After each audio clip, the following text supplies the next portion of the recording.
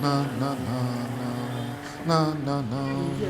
You hear about slavery, you hear about Shembebiye, you hear about Amistad, kata kata. Until I came out with that pamphlet that was commissioned by the United States Information Service and so on, nobody knew a thing.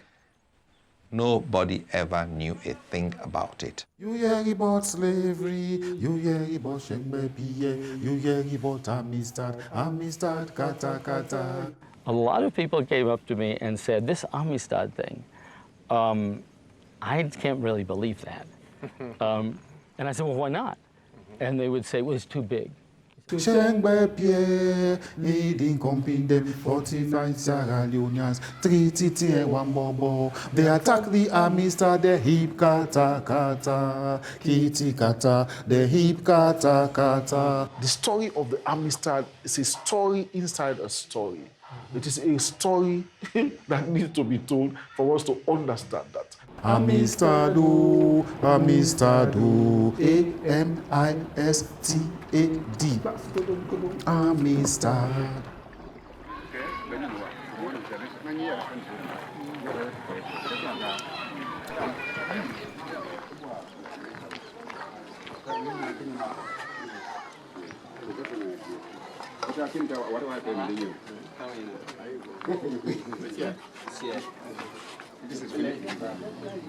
Ngala Konlaji.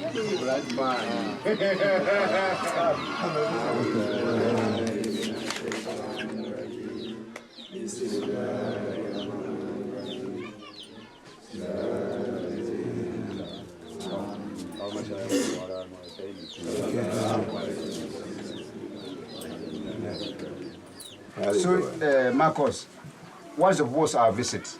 We want to begin now. Like I explained to them. Why are we here? We are here to learn about the history of this region. This is part of a project on a history of the Amistad Rebellion.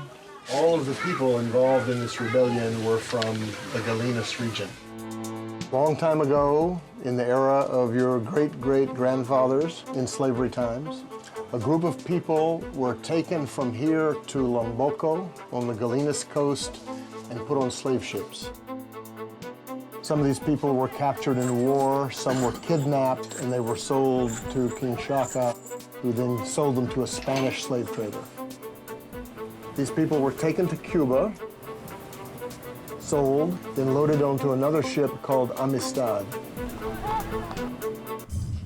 These men, mostly men, 4 children, made a revolt on board the ship and captured it. The ship sailed to the north, to the United States, where they were captured and put in jail. They went to court, and the question was, should they be sent as slaves back to Cuba, or should they gain their freedom? It was a big surprise. The American court ruled that they should be free. 8 months later, they returned to Freetown, and many of them returned to their families. This was a very big event in the struggle against slavery. We want to know if you or the elders know about Sengbe. I'm a traditional historian who works with documents. Almost all the documents about the Amistad case are here in the United States. So to do the book that I did in a fairly traditional way, it didn't require a trip to Sierra Leone. Having studied the event, I then knew that I had to really figure out who these people were.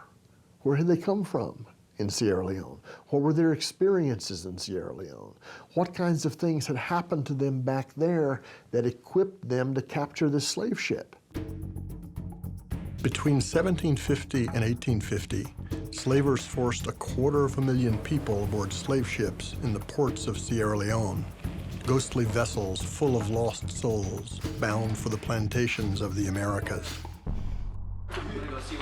A person very knowledgeable about that country, Conrad Tuchscher of St. John's University, said, let's take the book to Sierra Leone and talk to people there about it.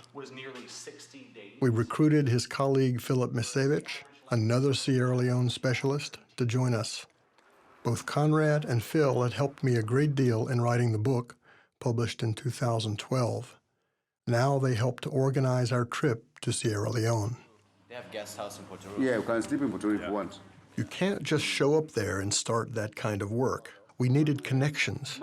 We needed a connection to someone like Tazif Karoma, lecturer in linguistics at Fura Bay College. Tazif himself was from this region, southern Sierra Leone. He knows all the chiefs. He stays in touch with them. We came into a situation in which we were trusted.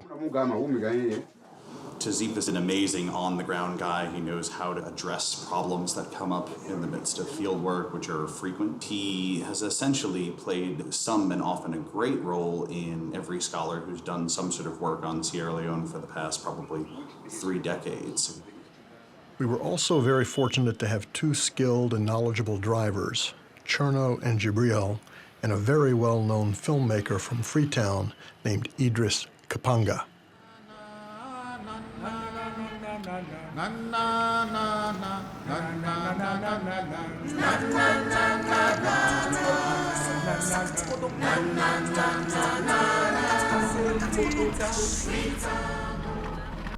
Crazy guys, mission all that crazy. Look at this. Good Lord. I would have an ulcer. You may still have one.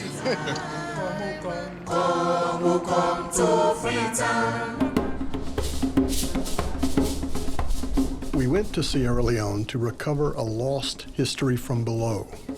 We wanted to deepen our understanding of the uprising of 1839, especially the Amistad rebels themselves. We wanted to make them real as people, as makers of history.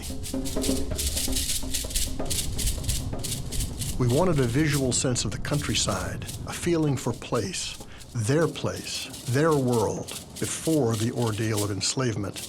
We wanted to restore the essential African side of the story. That was our objective.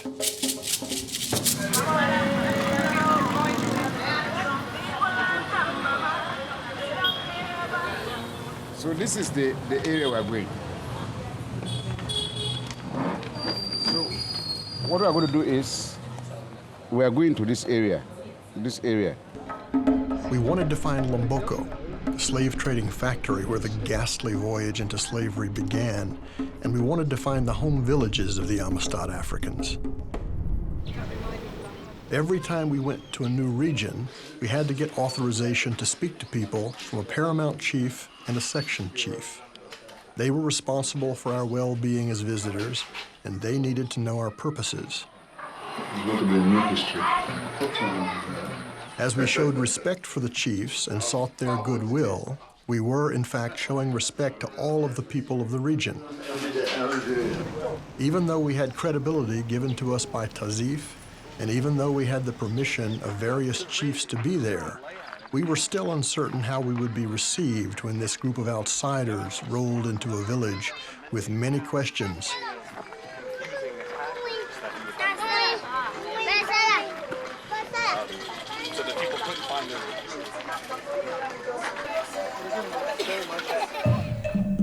Discussions with the elders were challenging.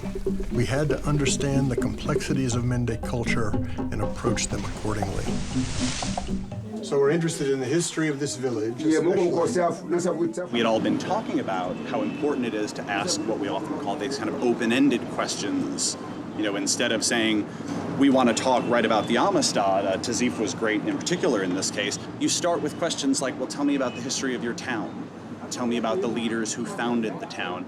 And if you can get them to give up information that coincides with, that supports the evidence from the Amistad case, that's a surefire way of building up a stronger case of evidence. But if you feed them information, you're never really sure whether they're telling you what they think you want to hear or something else entirely.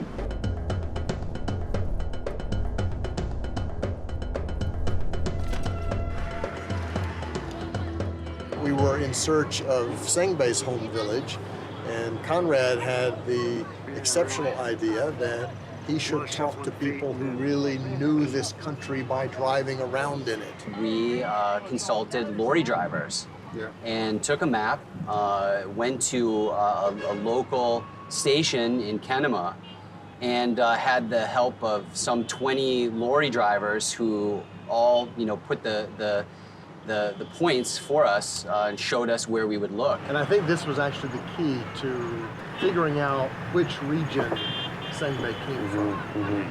We still have more work to do on this, but I do feel that we eliminated some of the other sites by the same name, and that we were really in the right place.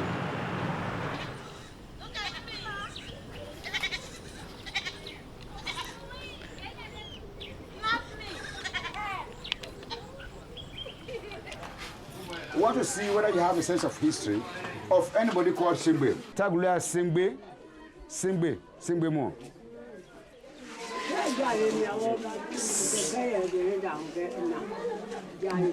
Sengbei lived in Jawe. She had it from her father. Yes, he was a very strong man. He was a very strong. What her father told her. He said he was liked by the warrior, the leader. He said Sengbei was released. He went and he was released. Does she know what happened to this man eventually?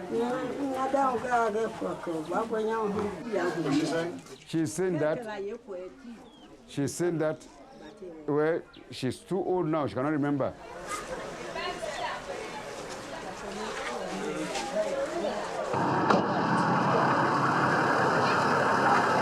Did you yield anything good there? We couldn't really get what we were looking for, in the sense that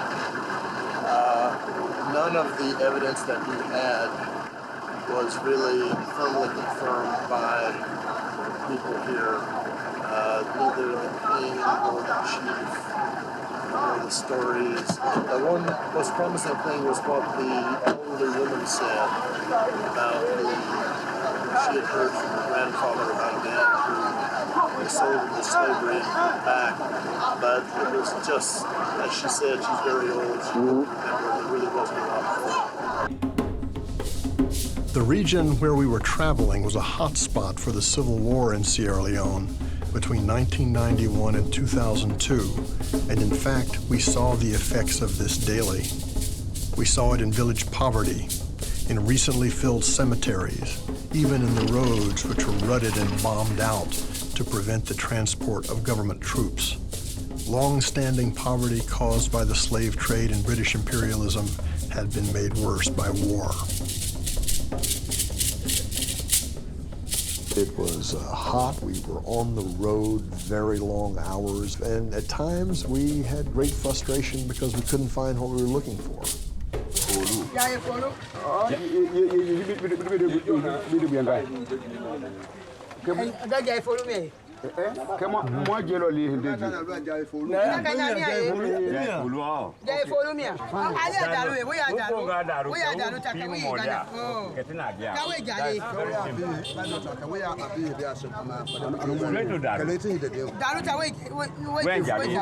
Shortcut this area. We have to sit in a canoe. The canoe's not good for the equipment, the filming equipment. Not advisable. After Daru, we can. Yeah, so we'll go to Daru. That sounds good. Okay. We're going to pay a quick visit to the Paramount Chief. So just you going? No, he wants all of us to go. There's no way to deny that request. The Paramount Chief's here in Chebwema, too.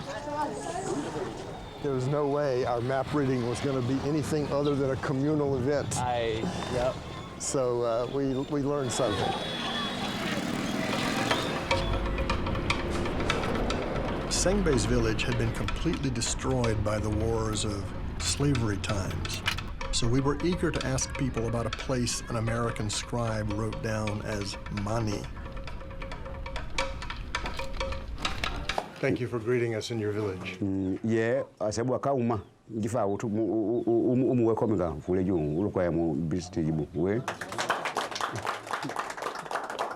Did anyone ever hear of a village around here that might have been destroyed in war called Mani?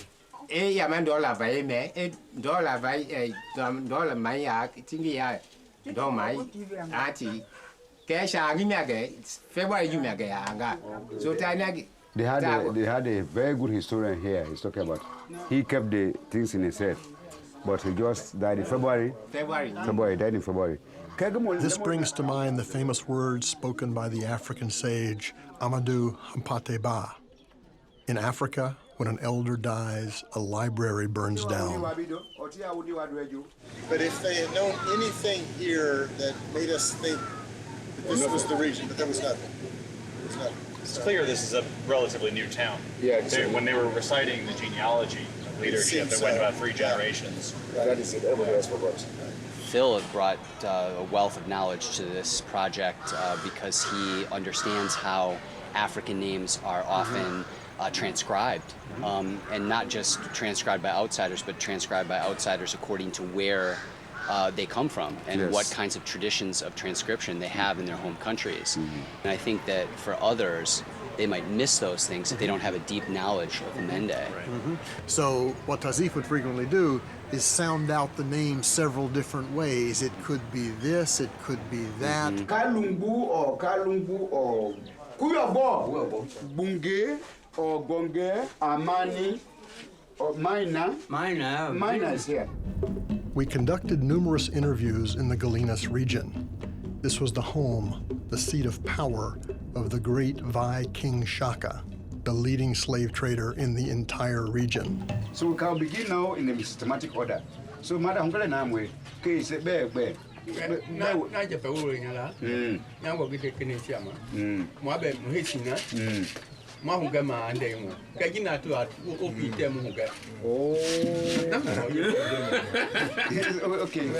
hold it up.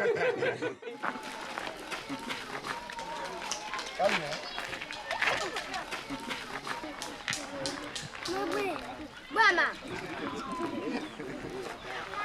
Taque de ave pulmone abi.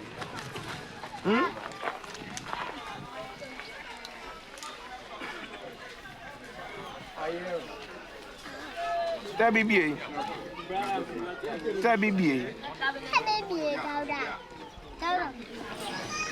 Hi.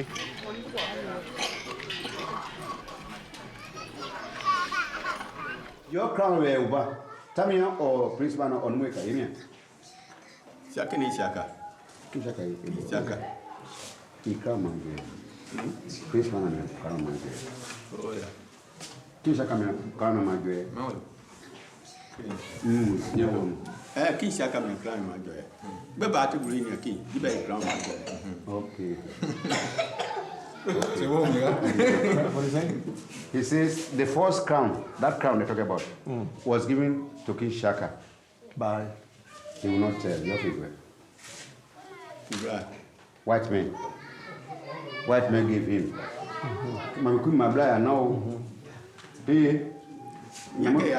Tazif, could you say something about why those people were so suspicious of us? Because they did talk to us, but there was a tension there that we didn't find really anywhere else. Well, they thought that we are come to collect the crown. So the crown is important to them as a symbol of the continuity of the Masakwe lineage. Which is still a powerful family. Yeah. See a powerful family, but not out of power now. So if you're out of power, who can come? There are suspicions that we can go to get their crown. We are there to get their crown back and give it to the central government. That will be the end of the history. But that's the only thing that is left now. How do the people of this village feel about King Shaka? King Shaka na nunya miawagi. King Shaka nu pe miawagi. We go miawagi fa apu bla tolo nyagi. Nu ko miagi gbeva. We come after go to ma. Come after go to ma. He was a good man for the white people.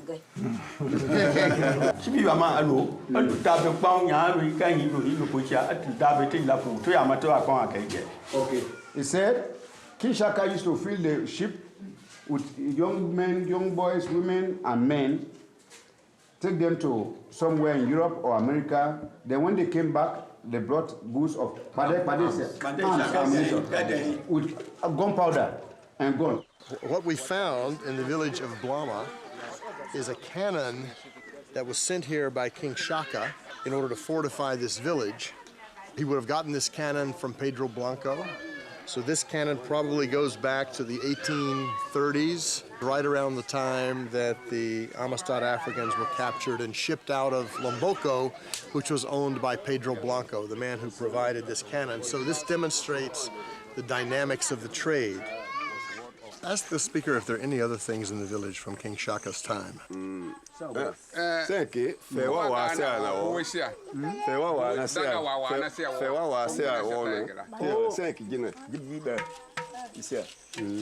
had posts, then they had these long knives. Very long knives. The war knives were here. They are taken away. Interesting. There are several of them. Interesting. What give you a go? This is the only surviving one. There are others, but they didn't survive. Yeah. The proverb, you should tell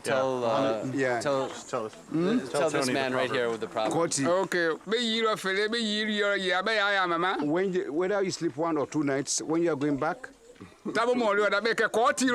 they give us a small token to keep the fire burning. Because we have been taking that. Koti means fire stick.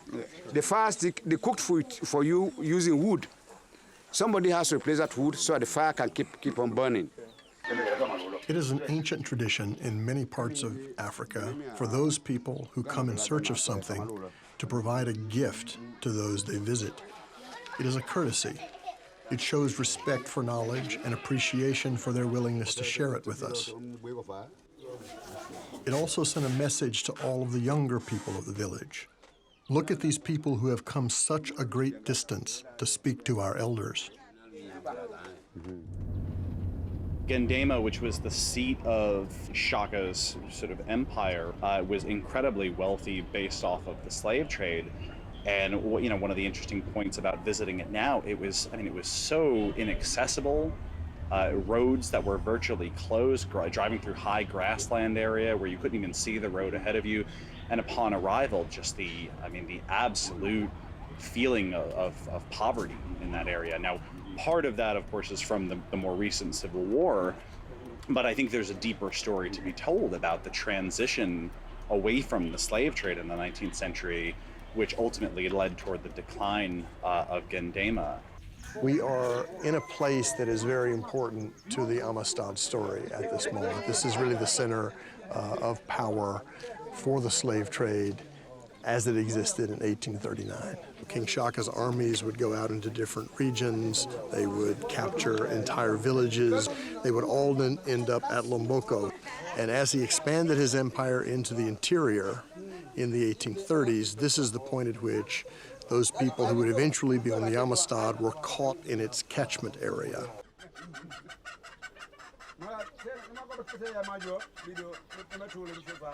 Gendema, the famous Gendema, was desolate, and to see King Shaka's grave overgrown.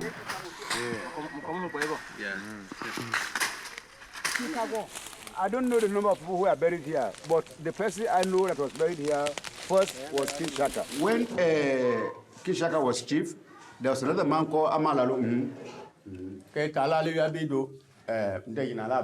So he left Gendema, where he had grown up, Amalau, and came and founded a town here called Bangomo. Just about 3 miles from this town. We'll visit there. As King Shaka expanded his influence, he came into conflict with other chiefs. One of them was his own stepson, Amalau. Sengbe and at least one other man among the Amistad Africans fought with Amalau against Shaka. I used to hear that Amalau was a very big warrior here. He never saw him. But those ones who I worked with, who are older than myself, they used to explain this to me, narrate these stories to me. Okay. He had a small village called where they have those down. After this river, there's a small stream here which we cross. That was where he built his village. So we can go to the site. He's going to help us. Those slaves he got built this embankment. Forced labor slaves. So this they dug all around and put this thing. So what they did was, it was not just that one trench. What they did was they dug a series of holes so that people can lie down there, warriors can lie down. So this is one of the holes.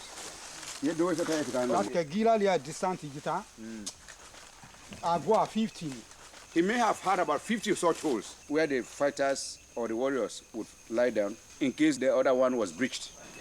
You have to walk. You have good shoes. You also have good shoes.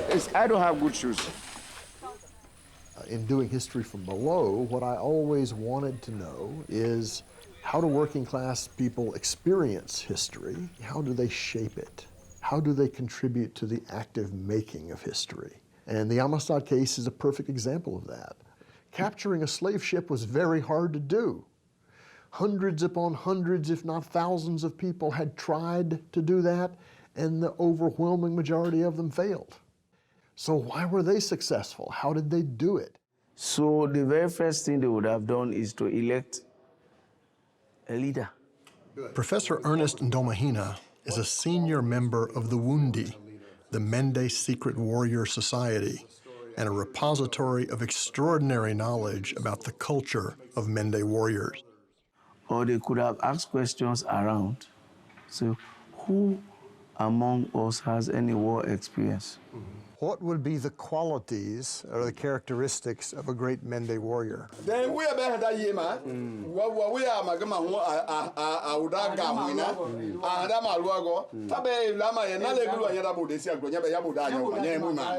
He was the first quality of a warrior they had was he was willing to lead, to risk being killed first in case of an attack. So he had ability to risk leading, and he could not reverse decisions. That's the Whatever decision you take, you don't reverse it. You don't reverse it at all.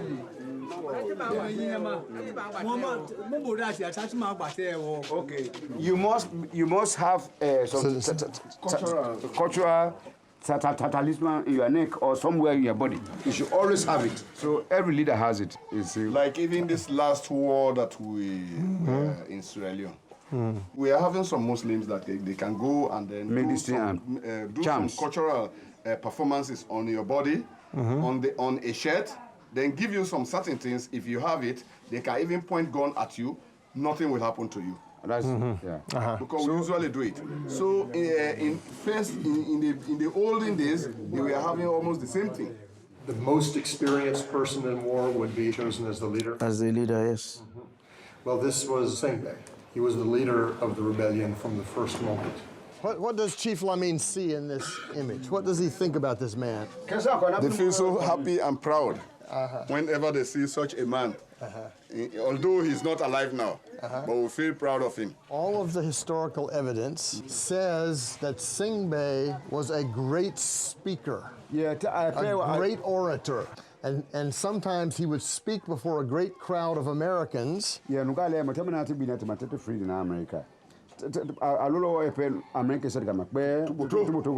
he would speak in Mende. And even though the Americans couldn't understand him, they still said he was a great speaker. In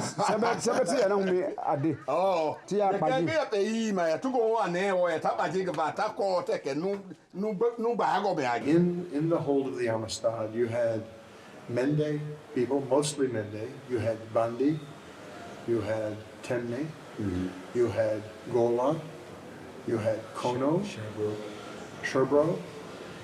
How do they cooperate when they don't speak the same language?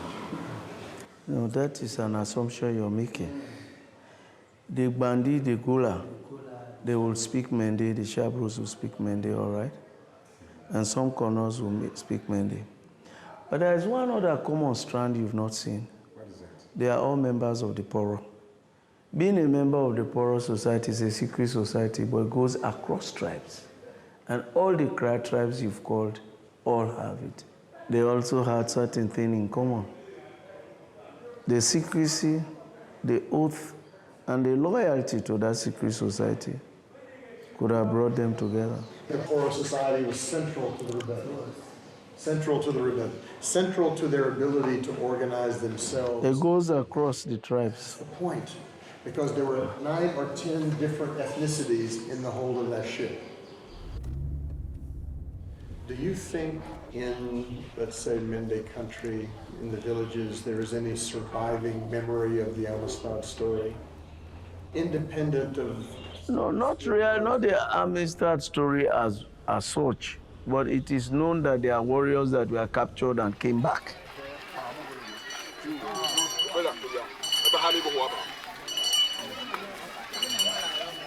When our discussion in Folu began, we knew we were in a very good place. And in fact, we could have predicted that this was our most likely site of success because we had 2 people who came from this village and at least one, probably 2 returned after the Amistad Africans came back to Sierra Leone in 1842. So that meant there was a greater likelihood that there would be surviving stories. Because he asked the question about the history of this village. The one who founded this town, the village? Bobo, Chief Bobo. And we had in the record that both of the Amistad Africans had said that their king was named Bobo. So at that moment, I knew we were in the right place. Now, we had not yet told the people there that this is why we were interested, nor that we had this particular warrior king in mind. 2 of the men who made the revolt were from this village. First man named Gilawaru.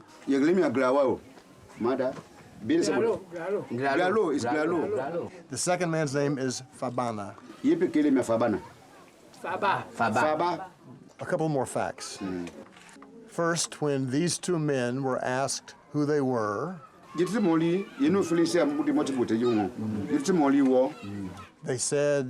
said, we are Fulu, we are from Fulu, and our king is Bobo. This is what they said in America. When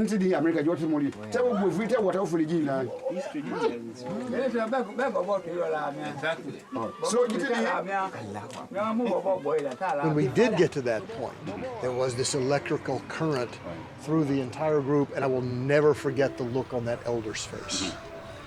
His face lit up with the recognition that this was one of their people because they had a common king. And this is the African way of reckoning history, of remembering the history. Also very important to know that these men came back to Freetown,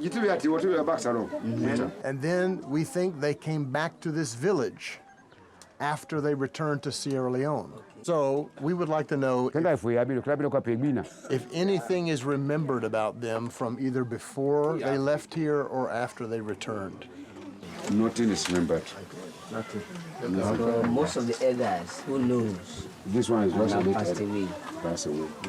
Yeah, well, They didn't come back. Oh, they didn't come as far as here. They must have come to the east, but they didn't come as far as here.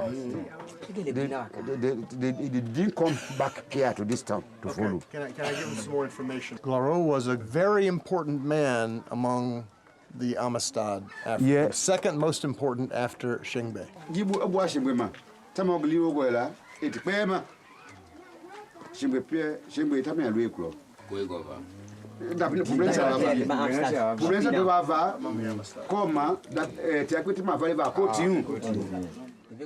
worked as a trader and traveled very widely around this area.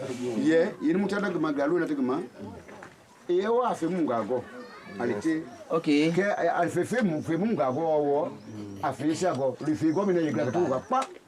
Spoke Gola, Kisi, Vai, many languages. So because of never me, they are the now well. Believe you now. Never me. Kidding now Magalo can you yellow poto? I'm in the yellow Gola Yele, what is your language? Kisi, Vai. Kisi, Kakao ye, Yadi. All the languages of the region. Let me tell you now. What I'm going to get now, we back be. On a sub black TV, dinner ovani. The Belimina out. Robert Digmate, but join you have joined us. They said when he came, he changed his name.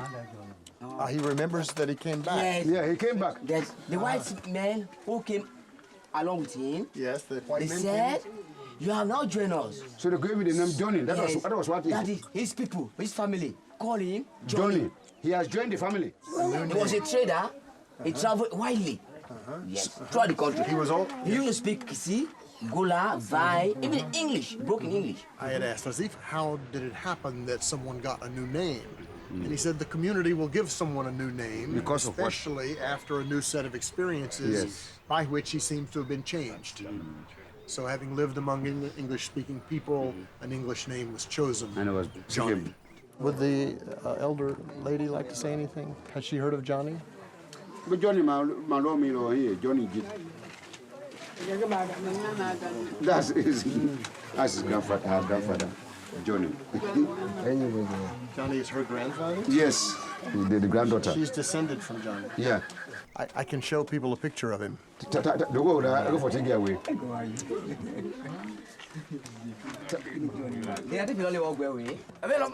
He came back. He came back and became a chief. Okay, I'm going to show the. Let me show. Which one? This in the middle, right here. This is the man right here. Akwele. He was short, but he was very strong. Let me show everybody else. This man right here, from this village. From this village.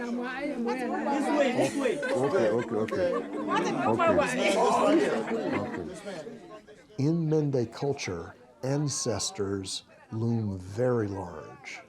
The spirits of ancestors are considered to be live and present, literally on the landscape, part of everyday life. And I realized that in talking about the history of this man who had been part of the village, in recounting his history from sources that they could not have known, we were in a way bringing an ancestor home, or at least we were bringing that ancestor's history. And this was something they seemed to value in a very important way. You are all part of our history. Where you will not here? Okay, American history. No, it's for the purpose of retaliation. He fears you are not taking the history for the purpose of retaliation. I don't understand. You don't understand. You are getting all this history, you get all the facts, and you go and prosecute them. And in that moment, I felt that the ghost of race and slavery and colonialism was literally hovering just above our heads. No, you never not history. I'm a teacher. That he would worry about this event that took place more than 170 years ago, that there might somehow be consequences, negative consequences, punishments for him and his village in the present. I thought that was a powerful statement about the history of Sierra Leone.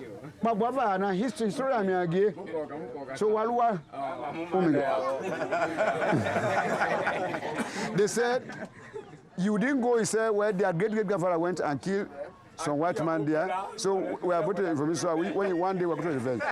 That's their fear, so they don't want to say anything again. Okay.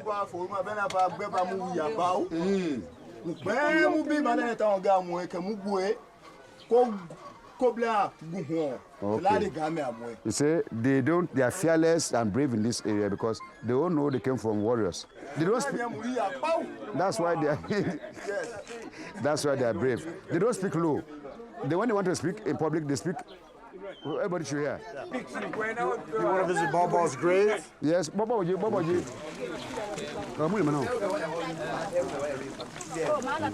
This was his headstone for Bobo. Their grandfathers, the grandfathers saw it, but the grandfathers put this stone there. I see.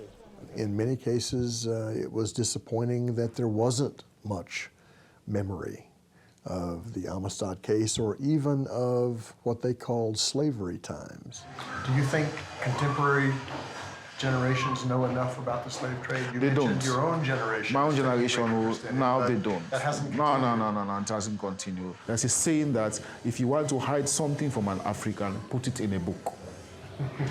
Are there reasons to think that people should be studying the history of the slave trade?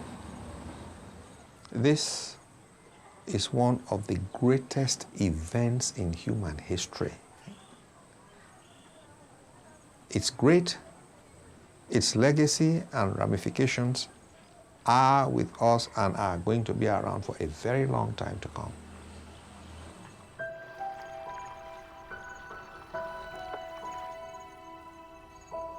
The British fortress on Bunce Island off Sierra Leone is one of many monumental slave trading fortresses that dot the coast of West Africa.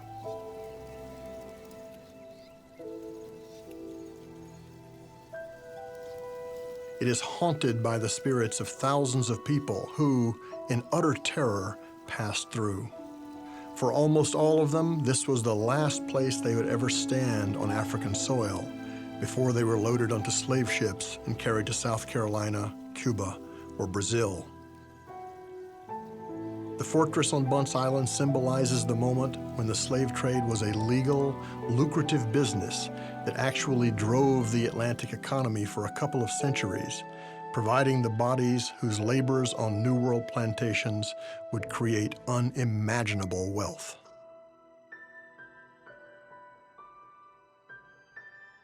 The basis of the slave trade was violence and terror, used to transport people across the Atlantic and literally to dehumanize them, to transform them into property as slaves. The violence in Africa, on the Middle Passage, and in the Americas killed millions.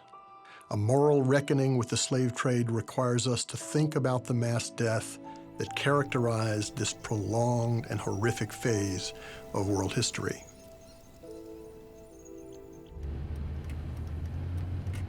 We wanted to find Lomboko, a slave trading factory where all the rebels were incarcerated before they were loaded onto slave ships. Other researchers had been looking for it for nearly half a century. We wanted to experience that place.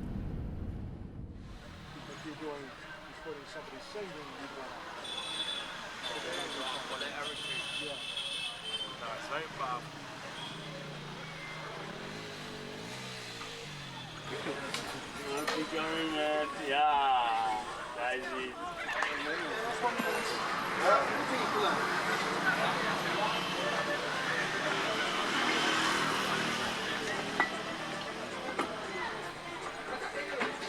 Okay, let's go. We spent the days in southern Sierra Leone hearing from various elders that our hopes of finding Lomboko were futile. Lomboko is just the name of a river. Transit point. A transit point. So Lomboko means a place where you come from and get well soaked. You see, everything has turned to bush. People have lived there for more than 100 years. They have left there more than 100 years ago. So there's nothing left there. And we were discouraged. We stopped in a small village, and Tazif got out of the car and began to ask people. What have they ever had? They heard of this place. Whether they have now, but ever their grandfathers have ever had or told them of a particular area called Lomboko. So we went to a village which is very close, you see, to determine, have you ever heard about this village, a place called Lomboko? Two fishermen, they are about 18 years old. They get a living that whole mangrove area. They told us, it's very simple, we know about Lomboko, it's there. They said, take to Mina. So, this is the island. Lomboko is the island. So there's a river here. So, they are fishermen, they catch fish here. So, when they come with their boat, they stop here and climb the island. It's abandoned now. And what do they find?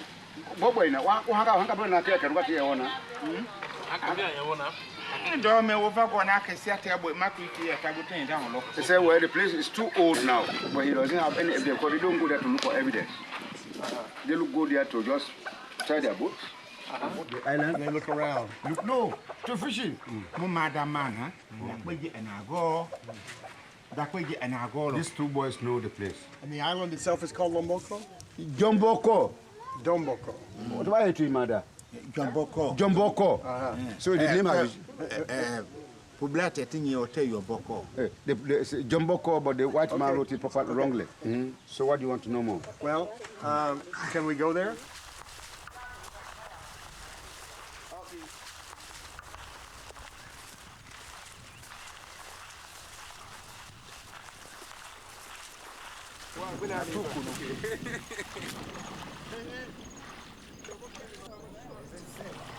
Yeah, it's safe. 2 at a time or 3 at a time. But you can always swim. If you want, if you like. Yeah, we can sacrifice one person for crocodiles. Oh, you have crocodiles in the river? Yeah, of course. And you're going to And the canoe will capsize. No, let's not assume that. Well, I don't think it was wise that the three of us climbed in the same canoe, given Yeah, you should not have given our combined weight. But we managed.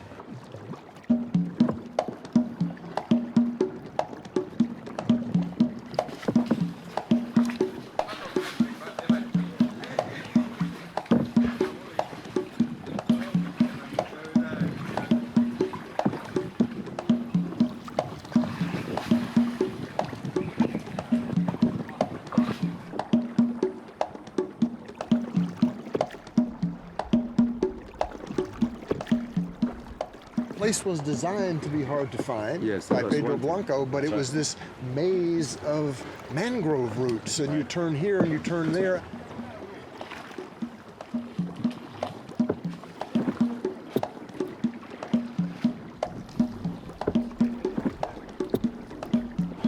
It was exciting. We were taking on water at one point. That's right.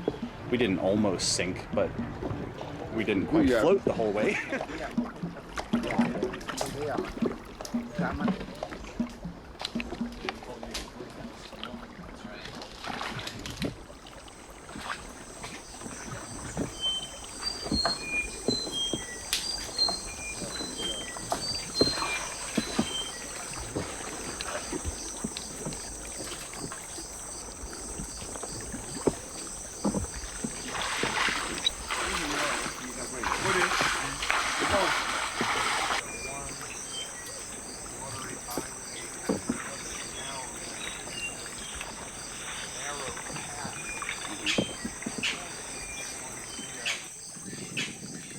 It had taken us almost an hour by canoe to get from the riverbank near the village to the actual island.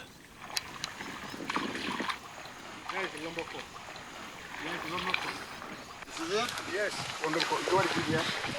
There's one sand here. It's slaves. To create a beach for landing. That is it. So the sand is still here. When we arrived on Lomboko, we saw immediately that this island had a sandy beach unlike any other. Pedro Blanco used slave labor to build a landing place for the canoes of African traders when they arrived with slaves to sell. So you can see the sand here is different from the other sand. The other very place is mud. A lot of mud. So, but what Pedro and the slavers, when they built the camp here, did was they forced people to bring sand from the sea. 2.5 miles. 2.5 miles. We have reached a major destination in this trip. We came here hoping to find the elusive and important Lomboko. Lomboko symbolizes the illegal phase of the slave trade. Great Britain abolished the slave trade in 1807 and thereafter turned against it, patrolling the West African coast to intercept slave ships and to prevent their delivery of slaves across the Atlantic. Lomboko was therefore not a huge building of brick and stone, a monument, but rather a bunch of hastily constructed slave pens that could be abandoned very quickly if the British should show up. That's it. Yeah. There's some kind of elevated ground, probably a hut was built here. Yeah, so let's go. He's 3 more. This part of the Lomboko complex contained barracoons, or slave-holding pens. There was no other reason for any other building to be on this island. The father explained to him where this fellow is brushing.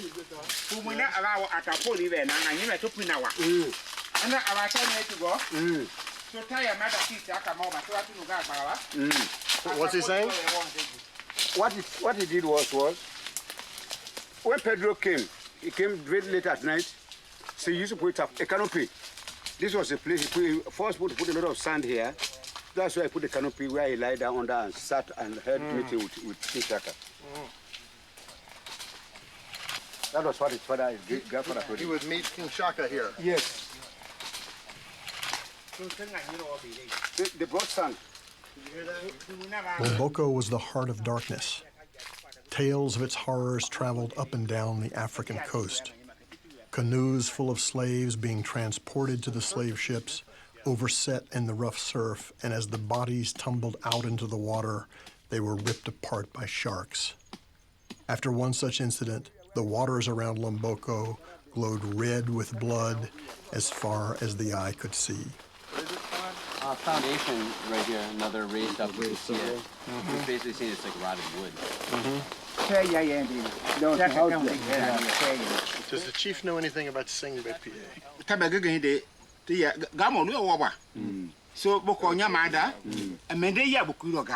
So what he did was his grandfather knew how to read and write. The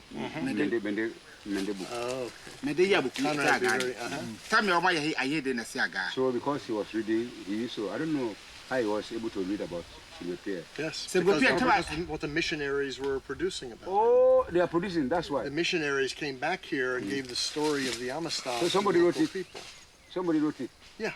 So that's his grandfather read one of those books. Ah, fascinating. They brought him here. So when the time was time to go, they brought him back here. And then shipped him out. He said he was not going. He rebelled initially. They say he rebelled initially. According to what he rebelled here. Yes, initially. Pray before you tear, and I tell you go home, I tell you more dear boy, and I tell my tiggy my go my draw, go over me again, no bago, I draw me upon 5 early. Can you have baby hope? He said he will not go. Say he would like to prefer to die here and die like a warrior than to be taken as a slave. That was what his grandfather said to do. Are you going to the same boat? You probably shouldn't put film me in the same boat. Yeah. So let me go there and let you go where I was. Okay. Yeah. 1, 2. Now go inside. The island was not a place of departure for the ships. The water was too shallow for a ship to come near. It was a holding spot, accessible by canoe only, hard to find, and an even harder place to escape. We're on the Kefere River. Long been known to be a slow, sluggish river, and we've caught it at a very beautiful time in the evening when the landscape is darker than the sky above. We're in an old dugout canoe, one of the kind of canoe that's probably been used on this river for hundreds of years. So we feel like we've tapped into a deep vein of local knowledge as we undertook this part of our search for the roots, the African roots of the Amistad Rebellion. We followed the ghostly spirits of the Amistad rebels to their villages, into the canoes and waterways that carried them from the interior to the Galinas coast, to the dreaded Lomboko where their voyage to the New World began, all of which made their lives, their choices, their determined actions, and ultimately their heroism more real to us. We heard stories about the Amistad Africans that were never before known to historians. For example, that Sengbe and his comrades rose up in rebellion on Lomboko before they ever left their native land. Their history from below, their inspiring tale of resistance to slavery, began in Africa. What we found in Lomboko and Falu and throughout Sierra Leone was living memory of slavery, the slave trade in general and the Amistad case in particular. You know, we're dealing with the Amistad, which of course it's been written about for decades. And here in a trip that took all of 10 days upline, we've uncovered a number of new and really suggestive ideas. What we've learned has come from knowledge on the ground, whether it's coming from the fishermen near Lomboko or it's coming from the lorry drivers in Kenema. And it's, you know, consulting these sources that enabled us to do the research that we've done. Our trip allowed us to speak to people, to hear their stories, to access their oral tradition and local memory, and in the end, to deepen, enrich, and most of all, humanize the history of the Amistad Rebellion. Bring this mission, we start work na Shenge, 1843. Then force amend the mission, then change to EUB, then change to UBC. Now the UMC. They open Alberta Academy, they open a Ford School, they build hospital, they shape scholarships. Then don't give we bishops. Then give we prime minister, then give we president, Albert Academy. You hear about slavery, you hear about Shakespeare, you hear about Amistad, kata.